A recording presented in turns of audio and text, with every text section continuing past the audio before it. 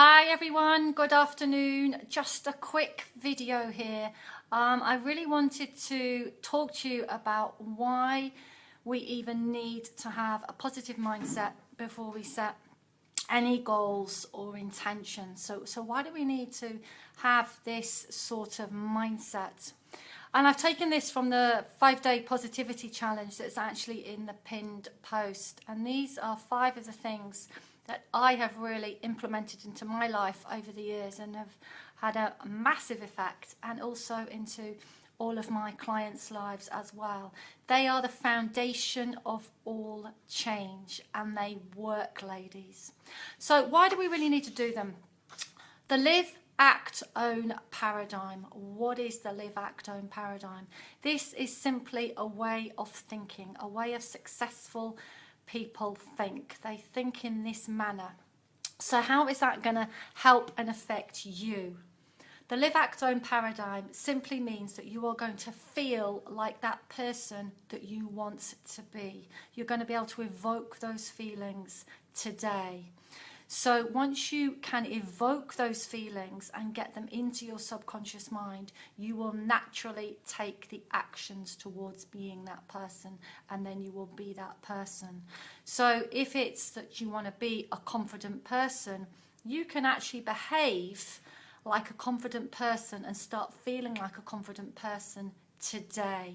Perhaps they have their shoulders back, perhaps you reach out for a handshake, whatever it is. So I really want you to bear that in mind, that you can really feel like being that person today. So that is the live, act, own paradigm, and that will start to change how you live your life when you really are aware and focus on what it is you want to feel. The second thing is gratitude. Now, we all know gratitude. It's been around for a long time, and you know that we should be grateful for this. We get a positive feeling from it. We've got gratitude diaries, etc. So why even feel? How is it going to affect you personally? It's going to affect you in respect that you will change your mindset from one of lack to one of abundance. And when I say one of lack, that means really focusing in on what you don't have in life, and every single thought that you have, every situation you're in. Many of us tend to automatically see the negative.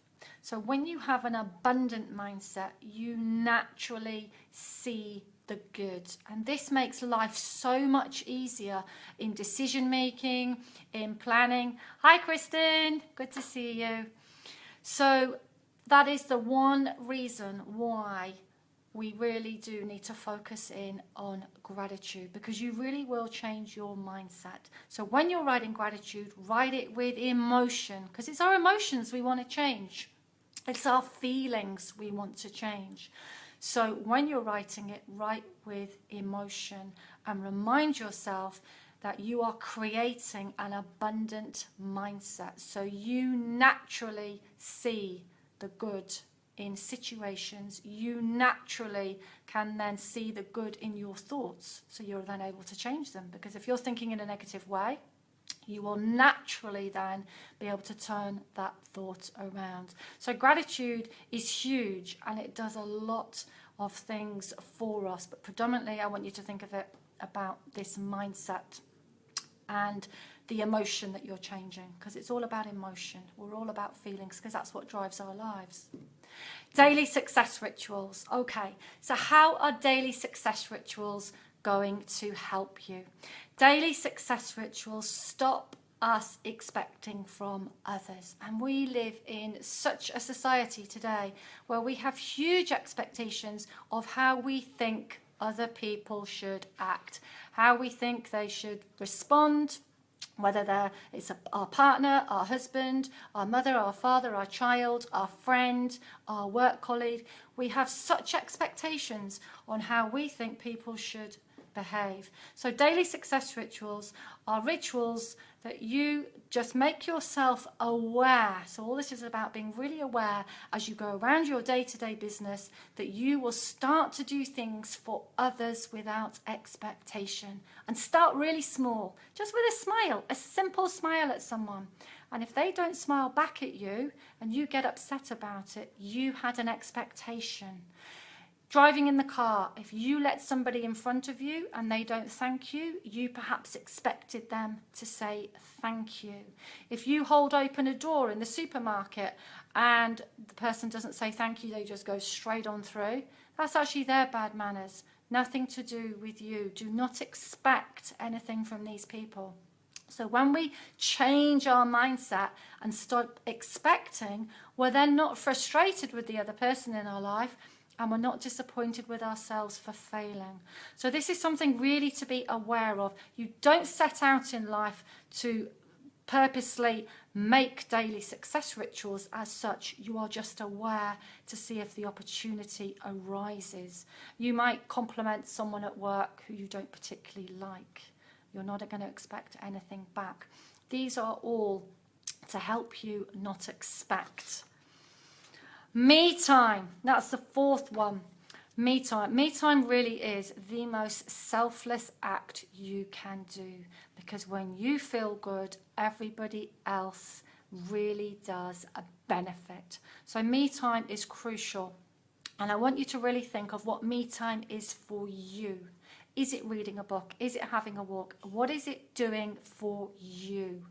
And that is very specific for each one of us individually, because it really boosts our self-esteem. It really does work. But you need to tell yourself that's what you're doing. You don't just go for the walk. You need to be very specific. I'm having this 30-minute walk for me, and I'm going to enjoy the moment and live in the moment. Don't start thinking about cooking the dinner later or whatever the row you had last night.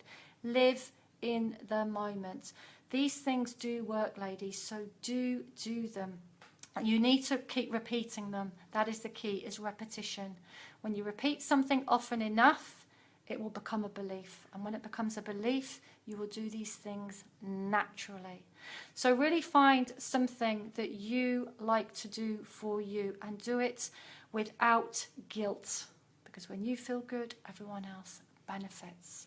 Looking after your needs first is paramount. You cannot help and look after anyone else in life if you don't put your needs first. So the last one is taking control of your mind. And this is a wonderful one. It's quite hard to get the concept out, but once you get it, it is amazing.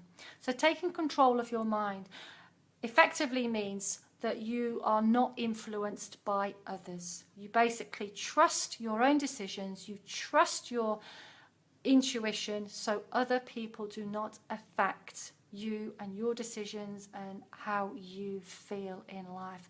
So taking control of your mind is you being able to hold on to a thought for up to 15 seconds, which is quite a long time. So you can just start with a few seconds at first.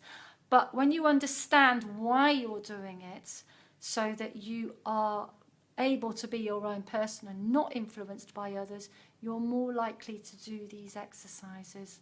So taking control of your mind, you can think of something in your life that just makes you feel really good. It could be anything in your life from, years ago, months ago, last week.